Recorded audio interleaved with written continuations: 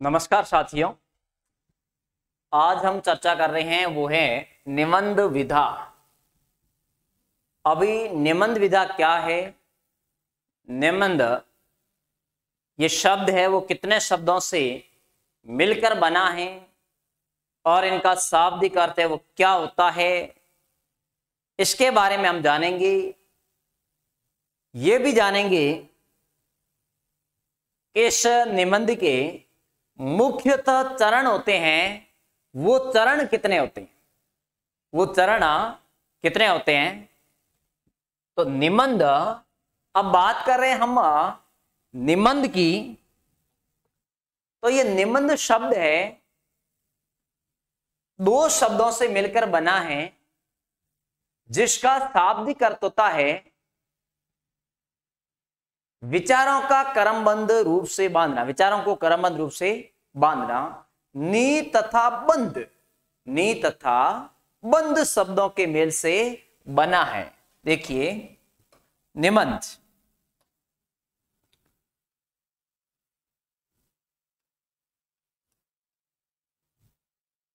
आपको ये भी जहन के अंदर नहीं होना चाहिए कि निबंध तो कुछ नहीं है, निबंध के अंदर तुक्का मारा जाता है और निबंध सही हो जाता है। तो ये आपकी बिल्कुल ही सोच है वो क्या है, गलत है। अब निबंध की बात करते हैं तो मैंने कहा निबंध शब्द नी तथा निबंध शब्द नी तथा बंध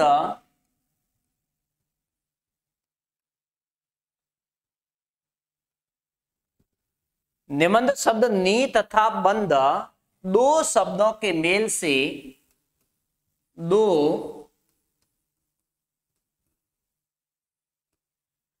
शब्दों के मेल से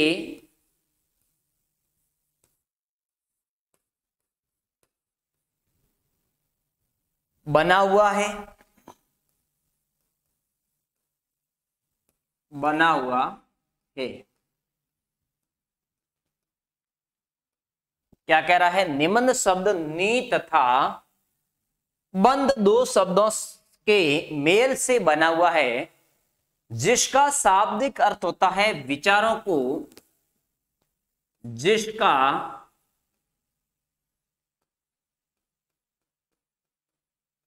शाब्दिक अर्थ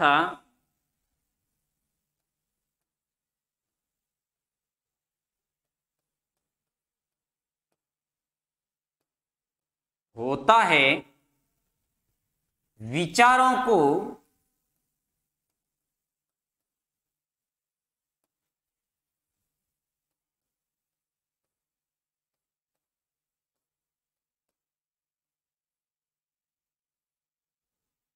जिसका शाब्दिक अर्थ होता है विचारों को क्रमबद्ध रूप से, विचारों को क्रमबद्ध रूप से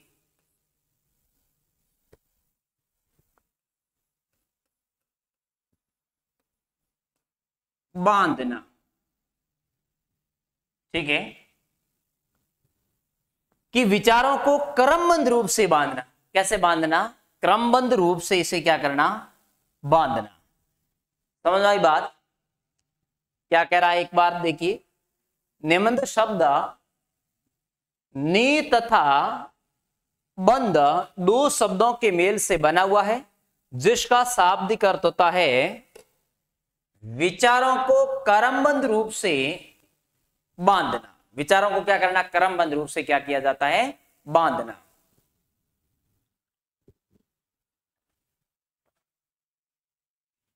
और भी नहीं समझ पा रहे हैं, कोई दिक्कत नहीं, और सरल समझने का प्रयास करते हैं। अर्थात गद्य की वह विधा, अर्थात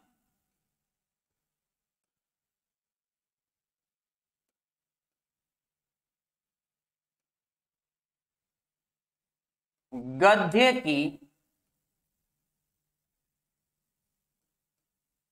वह विधा,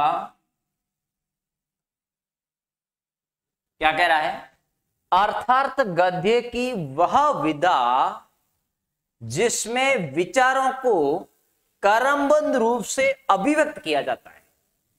गद्य की वह विधा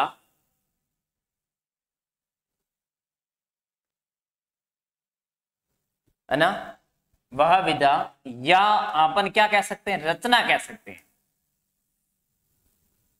गद्य की वह विधा या रचना जिसमें विचारों को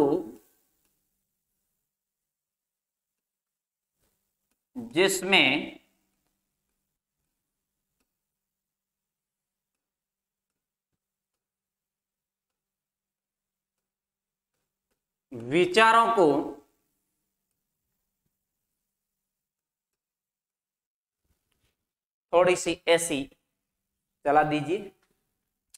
अर्थात गद्य की वह विधा रचना जिसमें विचारों को क्या करना, क्रमबद्ध रूप से अभिव्यक्त करना,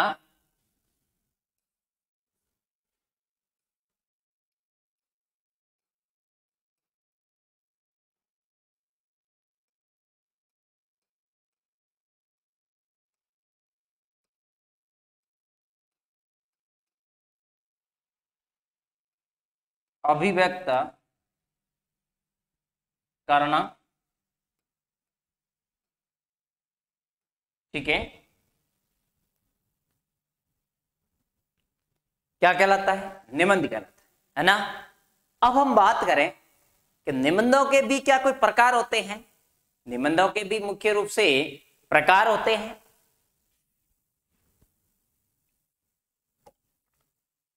है ना। क्या होते हैं, प्रकार होते हैं, जिसमें बहुत प्रकार से निबंध के प्रकार आपको पढ़ने को मिलेगा। हम बात करें कि निबंधों के प्रकार, तो निबंधों के प्रकार की बात करें तो मुख्य तौर से मैं ये चार बता रहा हूं आपको। कितने बता रहा हूं, चार प्रकार बता रहा हूं निबंधों के प्रकार।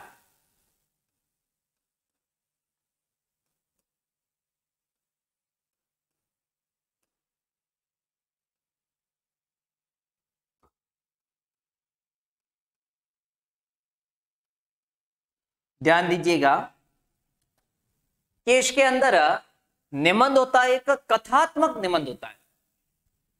क्या होता है, कथात्मक निबंध।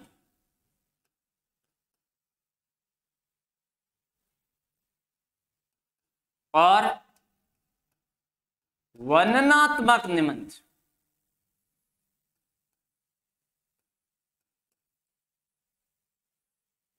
कथात्मक निबंध, वर्णनात्मक निबंध और भावात्मक निबंध, भावात्मक निबंध।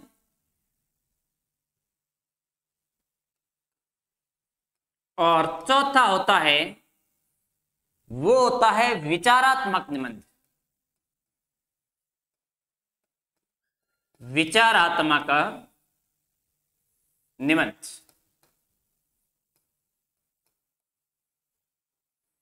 विचारात्मक निबंध, ये निबंध के क्या है, प्रकार है।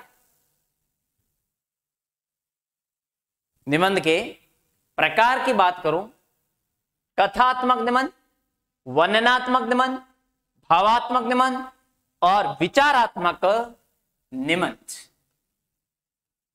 ये है जो निबंध के मोटे तौर से प्रकार है। एक बात को और ध्यान रखना, आपने सुना होगा कोई चीज अलग होती है क्या, या कोई विशेष लिखाया जाता है तो अपन को कहते हैं कि नोट लगाइए। क्या लगाना होता है, नोट।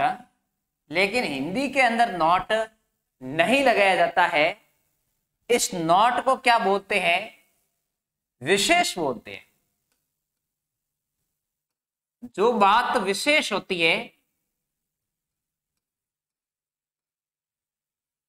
ना,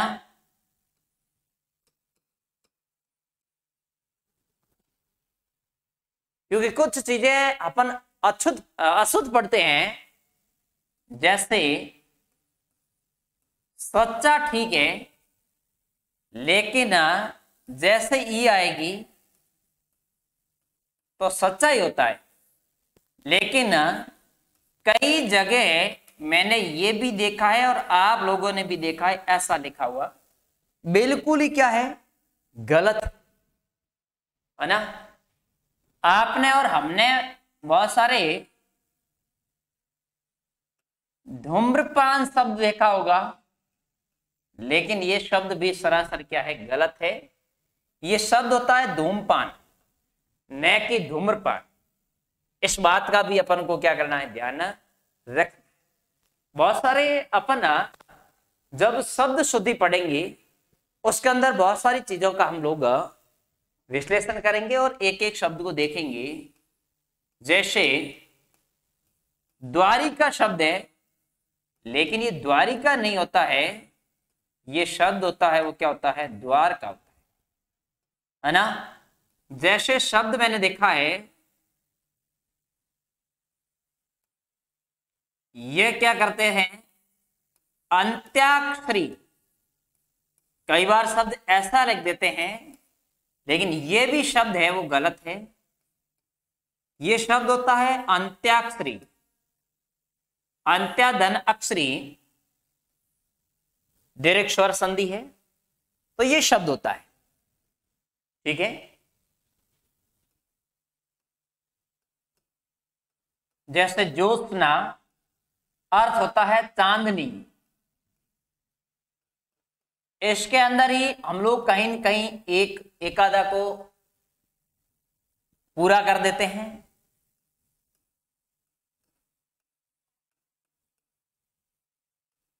इस शब्द को भी कई बार हम लोग गलत पढ़ते हैं और गलत ही लिखा हुआ देखते हैं, लेकिन शब्द ये ऐसा ही होता है।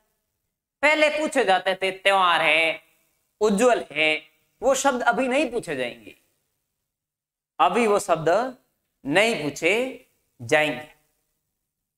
पहले वाक्य शुद्धि भी आती थी कि बच्चे को प्लेट में रखकर खाना दो, तो बच्चे को प्लेट में नहीं रखना होता है, खाना है वो प्लेट में रखना होता है। और खरगोश को काट कर गाजर खिलाओ, खरगोश को नहीं काटना है, काटना किसको है, गाजर को काटना है। इस प्रकार से शब्द शुद्धि और वाक्य शुद्धि के अंदर भी हम लोग देखेंगे। जब हम व्याकरण शुरू करेंगे उस समय आपको बहुत सारी चीजें हैं वो नई देखने को मिलेगी।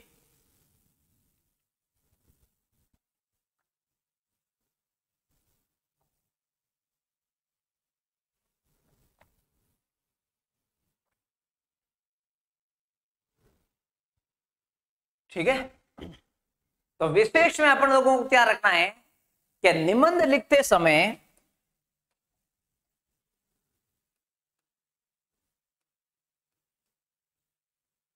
कुछ बातों का ध्यान रखना है।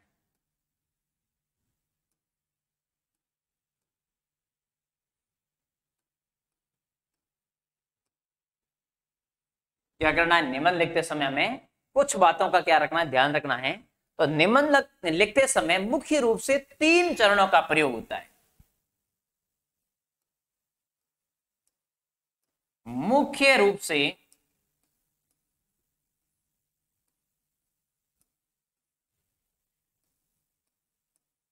3 चरणों का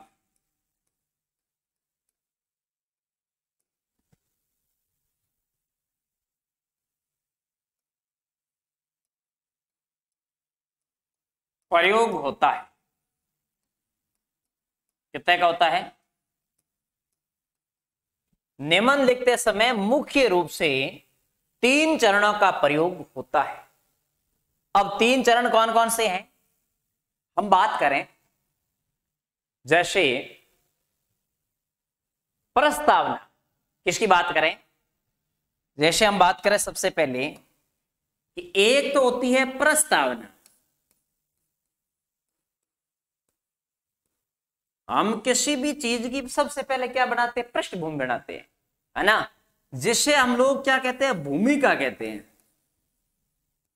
है ना। किसी भी चीज को हम शुरू करते हैं और शुरू करने से पहले हम लोग क्या करते हैं, उसकी कोई न कोई भूमिका बनाते हैं और उस भूमिका के माध्यम से हम लोग आगे की पृष्ठभूमि बना करके उसका ब्यौरा रखते हैं या लेखा जोखा रखते हैं। उसके बाद में अगर हम बात करें विषय वस्तु लेखन, दूसरा आपको ध्यान रखना है विषय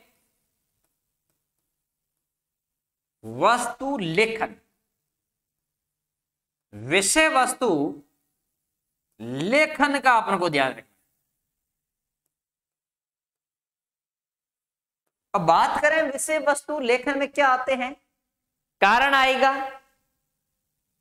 ओह 2 बार रह गया, सॉरी। इसमें कारण आएगा और उस कारण का या कोई समस्या होगी उसके निवारण की बात होगी। किसकी बात होगी? निवारण की। तो विषय वस्तु लेखन, कारण और निवारण, और तीसरी चीज होती है वो होती है उपसंहार।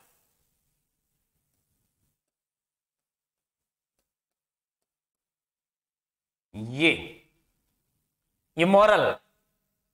तो निबंध लिखते समय मुख्य रूप से कितने बातों का ध्यान रखना है? 3 चरणों का प्रयोग होता है, 3 चरणों का ध्यान रखना है।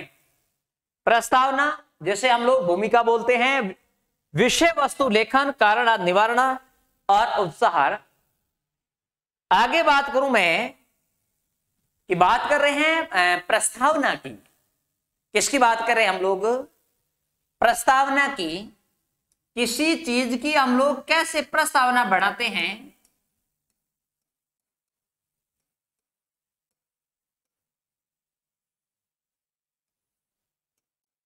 या ऐसे लोग हम लोग क्या कह सकते हैं, इसे भूमिका कह सकते हैं। प्रस्तावना या क्या कह सकते हैं? भूमिका कह सकते हैं। अब इसके अंदर भूमिका या प्रस्तावना में बात करें तो हम जैसे किसी निबंध को ले लो, भले कोई भी निबंध ले लो, आप प्रत्यक्षदर्शी से आप ऑनलाइन होते, लाइव होते, तो आप कमेंट के माध्यम से मुझे बता देते कि ये निबंध लो, लेकिन अभी तो मुझे ही लेना पड़ेगा। किसी भी निबंध को ले सकते हैं अपन। बेरोजगारी के ऊपर ले सकते हैं, महंगाई के ऊपर ले सकते हैं, और कन्या भ्रूण हत्या के ऊपर ले सकते हैं, कोरोना के ऊपर ले सकते हैं। अभी वो आने लायक नहीं है परीक्षा एग्जामों के अंदर। हम बात करें कन्या भ्रूण हत्या, जैसे लेते हैं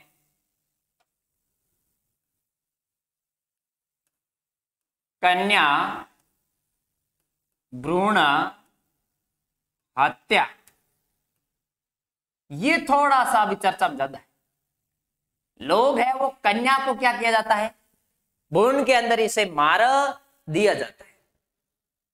तो कन्या भ्रूण हत्या में जैसे हम प्रस्तावना की बात करते हैं कि इसके अंदर हम क्या प्रस्तावना बढ़ाएंगे, क्या करेंगे, प्रस्तावना क्या बढ़ाएंगे? तो वर्तमान समय में कन्या भ्रूण, जैसे वर्तमान समय में कन्या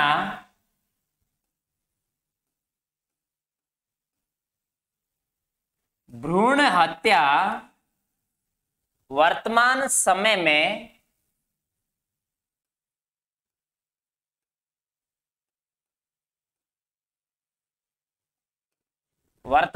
में कन्या भ्रूण हत्या एक विकराल समस्या बन गई है।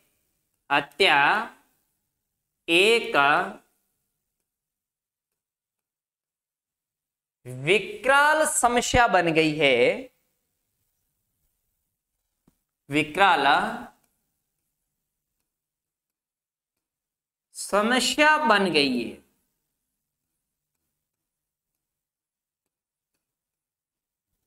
अब ये समस्या बन गई है, समस्या का निवारण भी करना पड़ेगा। इस समस्या का क्या करना पड़ेगा, निवारण भी करना पड़ेगा। तो इसलिए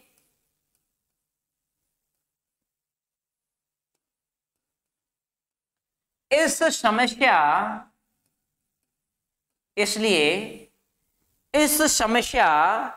के बारे में सोचने की समस्या के बारे में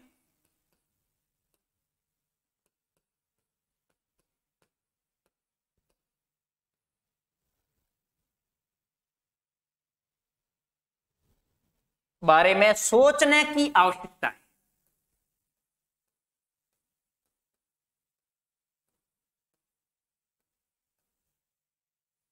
क्या कहा है कि वर्तमान समय में कन्या भ्रूण हत्या एक विकराल समस्या बन गई है, इसलिए इस समस्या के बारे में सोचने की आवश्यकता है। इसलिए इस समस्या के बारे में हम लोगों को क्या करना है, सोचना है। और सोचने की क्या है, आवश्यकता है, आवश्यकता ही है। और इसके साथ में इनका निवारण भी करना है, तो निवारण भी अपन को क्या करना पड़ेगा, खोजना पड़ेगा, है ना। और इस समस्या का समाधान और इस समस्या का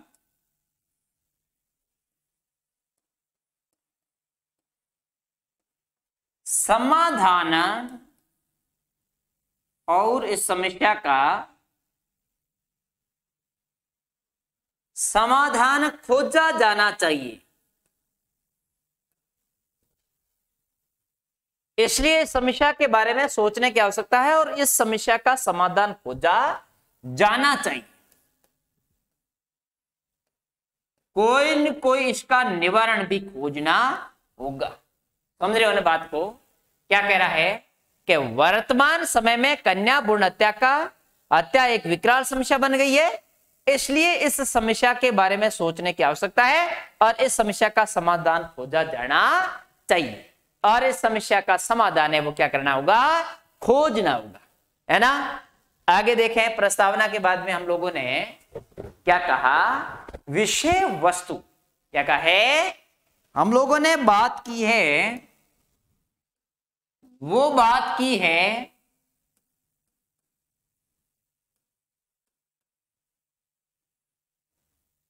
विषय वस्तु की।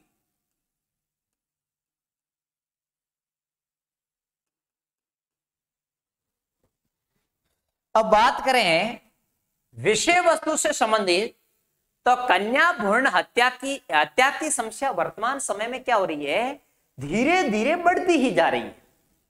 अब जिसका मुख्य कारण क्या हो सकता है, एक तो अशिक्षा है, दूसरी बात है कि लोगों के अंदर कहीं न कहीं जागरूकता की क्या है, कमी है। कहीं न कहीं जागरूकता की क्या है, कमी है। अशिक्षित युवा वर्ग न जाने कौन कौन से कदम उठा लेते हैं।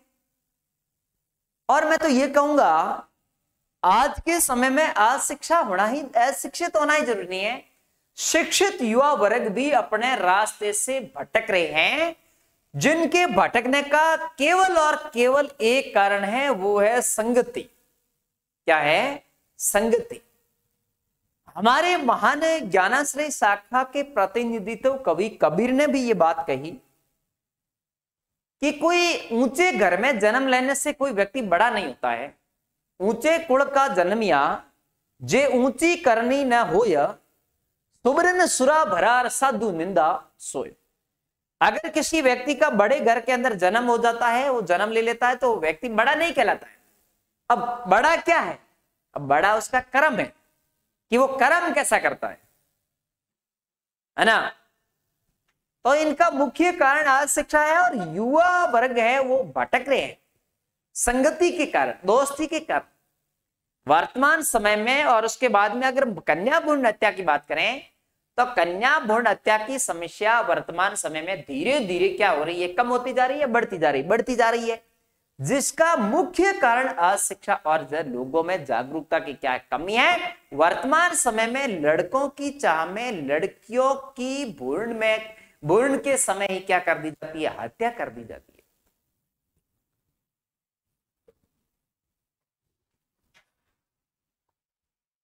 देखो, अब कन्या भ्रूण हत्या की समस्या,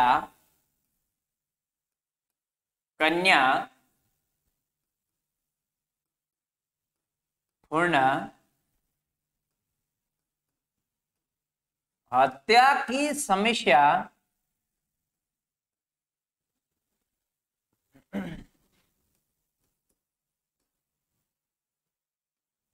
कन्या भ्रूण हत्या की समस्या वर्तमान समय में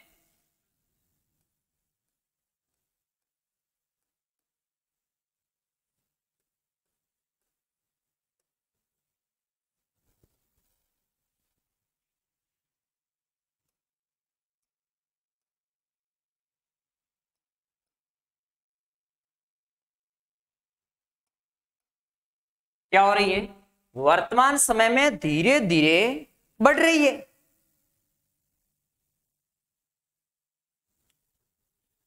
कन्या भ्रूण हत्या की समस्या वर्तमान समय में धीरे धीरे क्या हो रही है? बढ़ती जा रही है।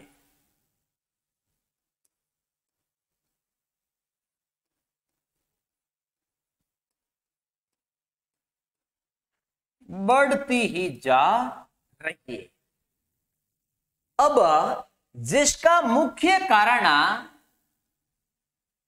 जिसका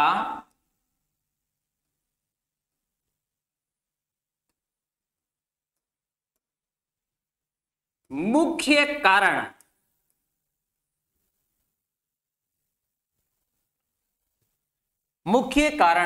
अशिक्षा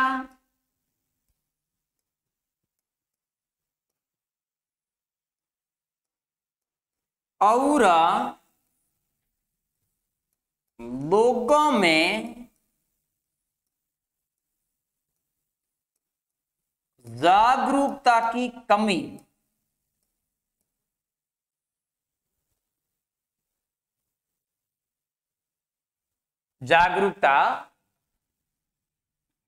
या जागरूकता नहीं होना, जागरूकता नहीं होना है। आगे बात करें, वर्तमान समय में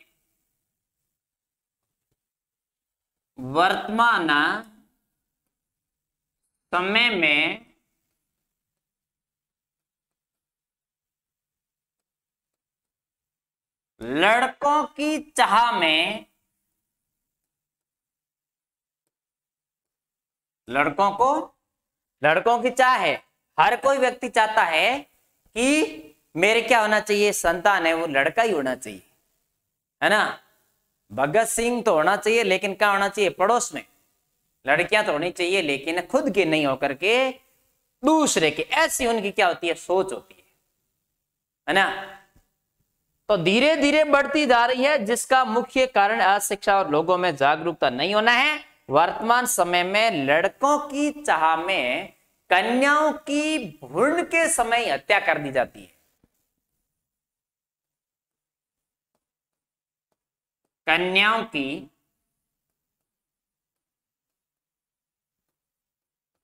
भ्रूण के समय ही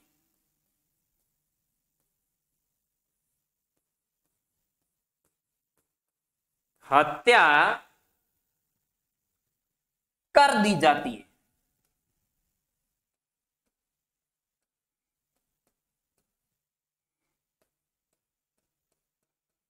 हत्या कर दी जाती है, ठीक है।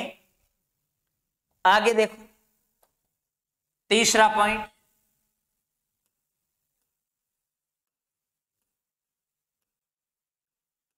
अब मोरल क्या है इसका, देखिए। अब इसके अंदर बताया गया है कि कन्या, अब बात करें कि इनमें जो कन्या भ्रूण हत्या है वो हमारे देश के लिए बहुत बड़ी क्या बन चुकी है, समस्या बन चुकी है। इसलिए इस समस्या को समाप्त करने के लिए लोगों में क्या, किसकी आवश्यकता है, जागरूकता। अब जागरूकता कैसे आएगी, लोगों में क्यों, क्या करना पड़ेगा, अभियान चलाना पड़ेगा, है ना। कोई इंटरव्यू देखा होगा आपने, क्या आप ऐसा ही बन के क्या करोगे, तो मैं बेरोजगारी कम करूंगी। तो आपको भी कोई पूछ ले कि आप इस कन्या भ्रूण हत्या के रोकथाम के लिए क्या करेंगे, तो अलग अलग विचार होंगे, है ना। घर घर में जाकर के तो आप बंद नहीं कर सकते। तो इसके अंदर हमारे देश के लिए बहुत बड़ी क्या बन चुकी है, समस्या बन चुकी है। इसलिए इस समस्या को समाप्त करने के लिए लोगों में किसकी आवश्यकता है, जागरूकता की। अब जागरूकता कैसे करेंगे, अभियान चलाएंगे, अभियान चलाए जाने चाहिए और लोगों को बताना चाहिए लड़का लड़की एक समान, दोनों ही हमारे लिए क्या है, महान। तो कन्या भ्रूण हत्या हमारे देश के लिए, कन्या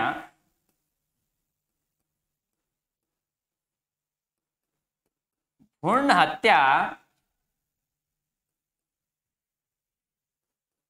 हमारे देश के लिए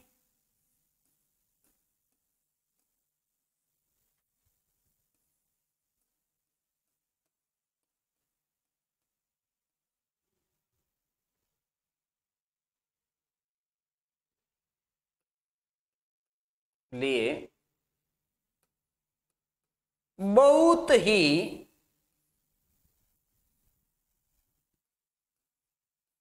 बड़ी समस्या बन चुकी है।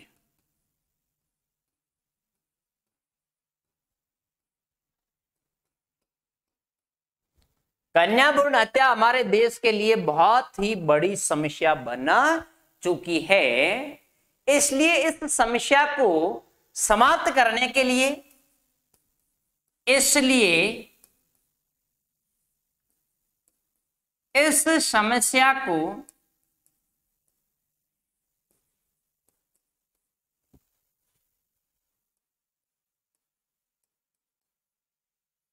समाप्त करने के लिए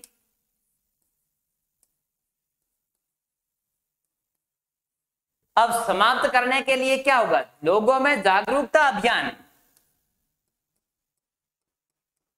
लोगों में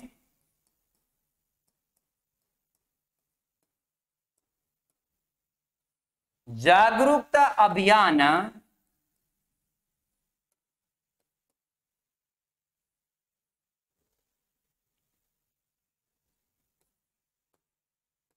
चलाए जाने चाहिए।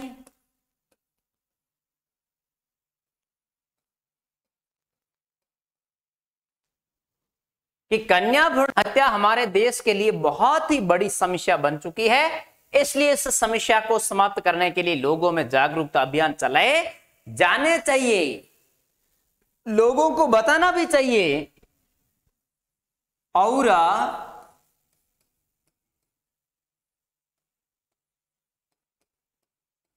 लोगों को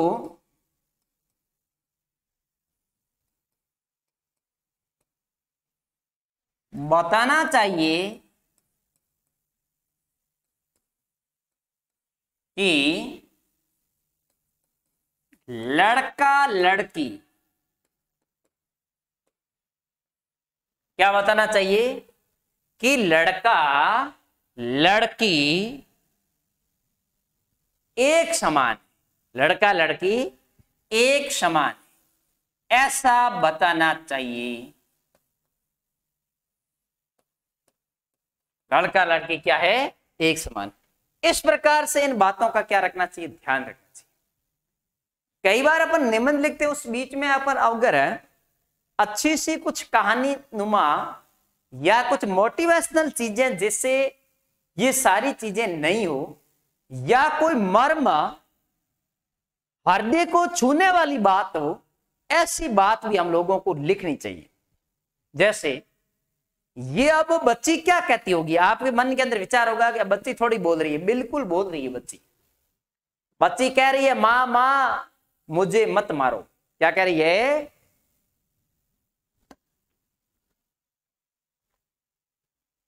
बच्ची कह रही है माँ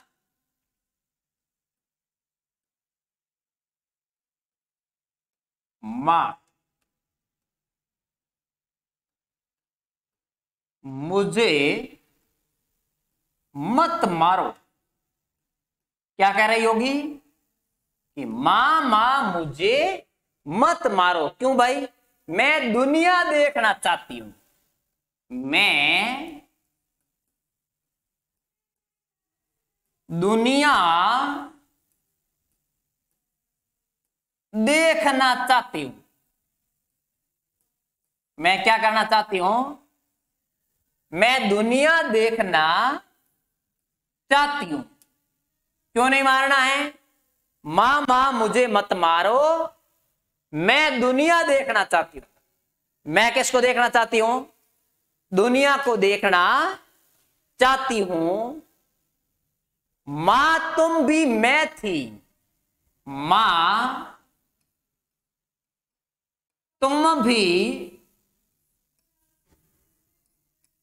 तुम भी मैं थी, तुम भी, मां तुम भी मैं थी। यानी क्या कह रही है कि ये मां तुम भी मेरे जैसी थी, एक दिन तो छोटी थी, है ना। मैं भी आप बनूंगी, इसलिए ये कह रही है मैं भी आप बनूंगी, एक दिन मैं भी क्या होंगी? मां बनूंगी। मैं भी आप बनूंगी। अब इसका दोष क्या है? बस एक मां की कोख में पड़ रही है।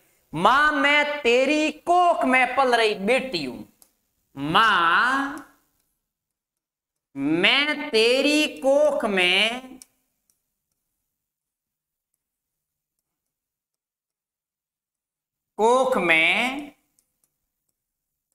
पल रही, मां मैं तेरी कोख में पल रही बेटी हूं। कौन हूं? बेटी हूं। इन्होंने कहा मां मैं तेरी कोख में, मां मां मुझे मत मारो, मैं दुनिया देखना चाहती हूं। मां तुम भी मैं थी, मैं भी आप बनूंगी। मां मैं तेरी कोख में पल रही एक बेटी हूं।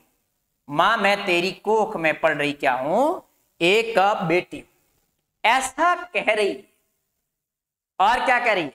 ए मां जब बेटी घर में न होगी तो तुम किससे रूठोगे, किसे मनाओगे?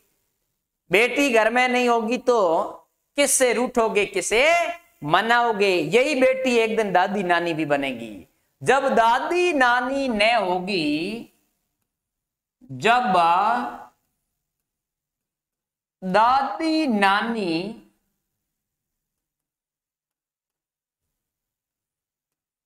न होगी, जब दादी नानी न होगी। अब दादी और नानी क्या करती थी? कहानियां सुनाती थी। तो तुम्हें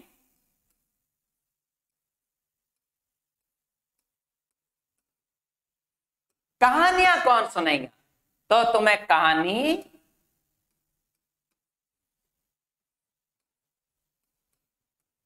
कौन सुनाएगा?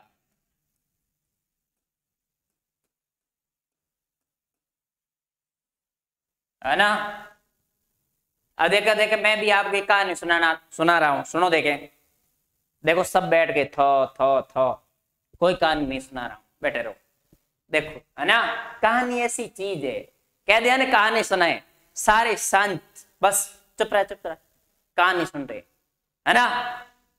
जब दादी नानी न होगी तो तुम्हें कहानी कौन सुनाएगा? है ना। आगे देखिए, जब कोई सुंदरी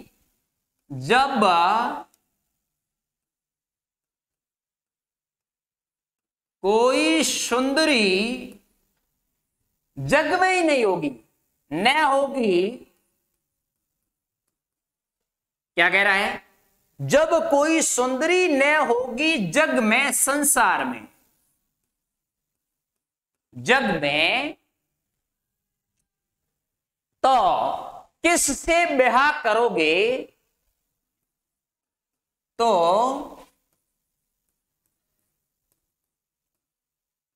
किससे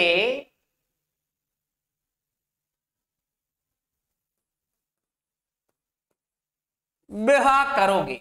तो लड़के का, आपका जो बेटा होगा उसका विवाह किससे करोगे? तो किससे विवाह करोगे? इस प्रकार की क्या है? उनकी आत्मा है वो कह रही। समझ रहे हो ना? जब दादी नानी न होगी तो तुम्हें कहानी कौन सुनाएगा? जब कोई सुंदरी न होगी तो तुम होगी जग में तो किससे ब्याह करोगे? इस प्रकार की चीज है ना? तो धन्यवाद। निबंध विधा को देखना।